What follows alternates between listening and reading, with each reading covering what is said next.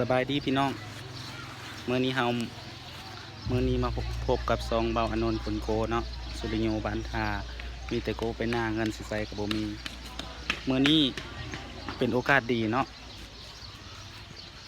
เมื่อนี้ก็ได้มาไหว้ขอพรพระธาตุโพน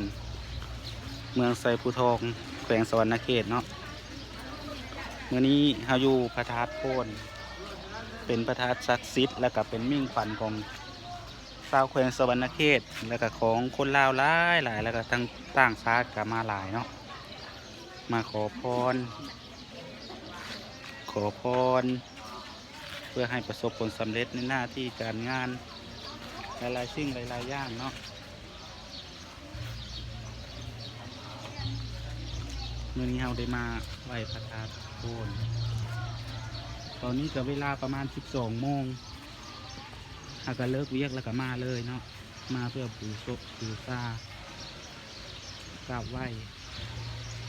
เพื่อนี้ก็เป็นเพื่อที่2เนาะที่ได้มากราบไหว้ขอพรเพื่อให้ประสบผลสำเร็จในหลายด้านเนาะขอลูกหลานมาแล้วก็ขอให้ลูกหลานมีแต่ความสุขความสมหวังความเจริญที่สิ่งใดได้สิ่งนั้น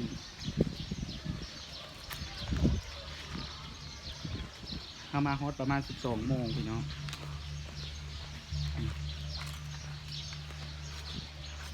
สบายดีพี่น้องไง สบายดีผมเป็นพี่น้อง ตอนนี้อยู่ไส นาลีอยู่ทัดโพนห้อนขนาดเลย ธาตุโพนเมืองไซภูทองเกิดสวรรณเขตเนาะสาธุ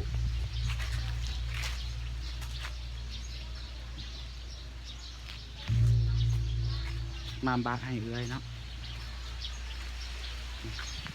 นี่ก็เป็นบริเวณบ้านเนาะร่มรื่นส้มซื่นนี่กับบรรดาของกราบไหว้บูชาของญาติพี่น้องเนาะผู้ที่จิตใจใส่ศรัทธา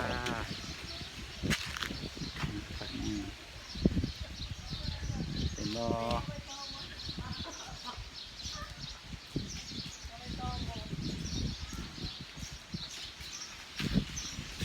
ไปน้องปลาปะไปน้องปลาปะ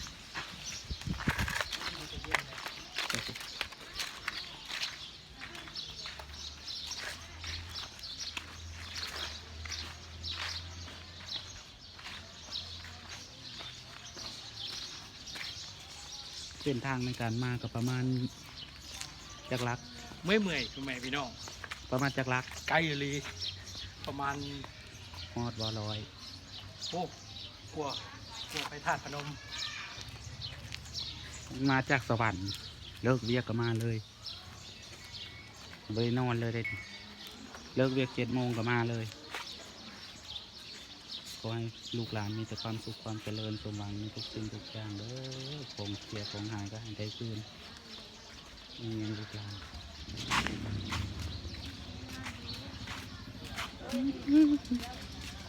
แดดออนไลน์พี่น้องค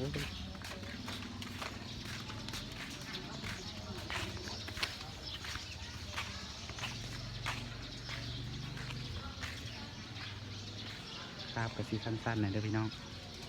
บนมีไม้กันสั้น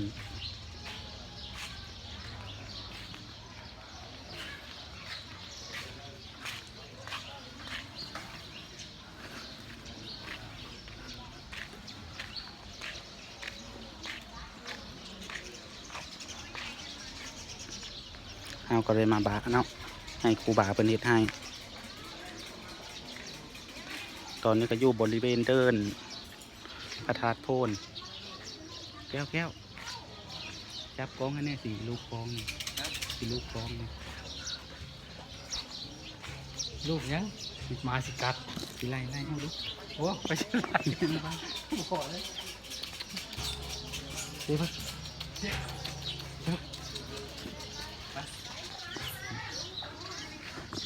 เห็นปะ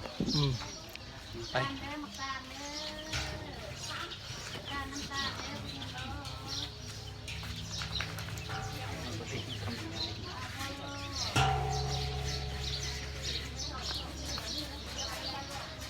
คุณเอาเสือกหมัดไว้บนดังนกแง่ ตัวนี้เพิ่นบ่ให้รูปแล้วโอ้ย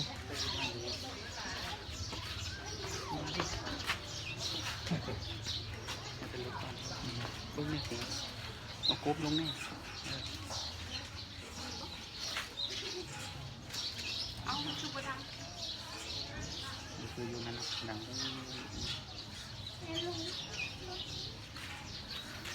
ฮอนหลายพี่น้อง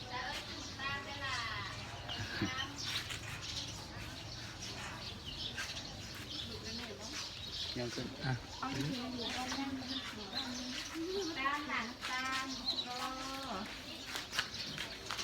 การนะครับแล้วลูกมันดังเนาะ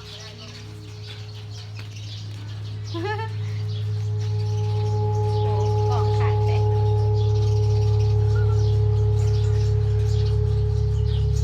การบุกิโล รูปไม้สาวจัง ลูกบุกิแล้วซื้อมาตามคุณแม่นะลูก3,200 ก็ได้ เมื่อจะซื้อแม่ก็มาฮอน ถ้าก็มาก็ไม่ได้กัน เลาะก่อน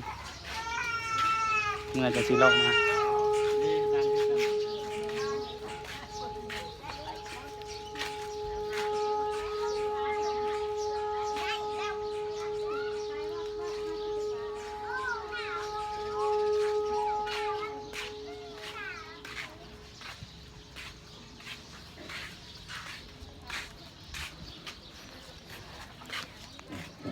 คือโบเกลือปลา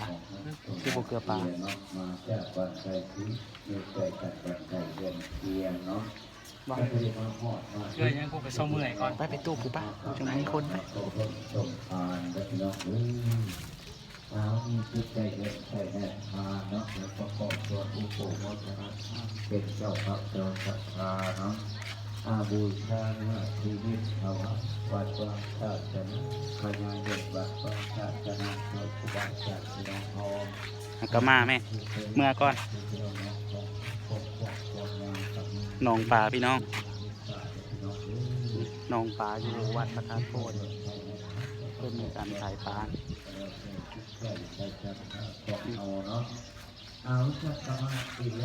หนองปลาปีนั้นเขามาต้นขามนั้นท่านล้มซ้ำ ต้องชนแม่เน่แต่ต้องหาปันทุกบาทชนแม่เน่ เมื่อก่อนแม่เอาก็มาฮอนบ้านเมื่อจากสีซื้อเลาะซื้อซอย ก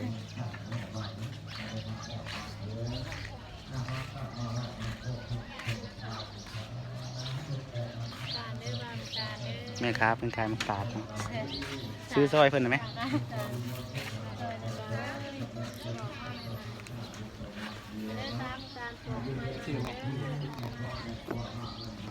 เขาซื้อหุ่มมาใช่ซื้อหุ่มมาเมื่อ คือซอยนี้ มักตาดตรง5,000พี่น้อง ต้องคิดกันตรงซิปบ่ เลยการรถค่านี่ต้องบอกแล้วก็มี บ้านเมื่อจะสิซื้อแม่หาก็มาฮอน ตาลก้อนน้ำตาลก้อน จังนั้นเขาจะซื้อเมื่อก่อนสิไปซื้อซอย ตาลตา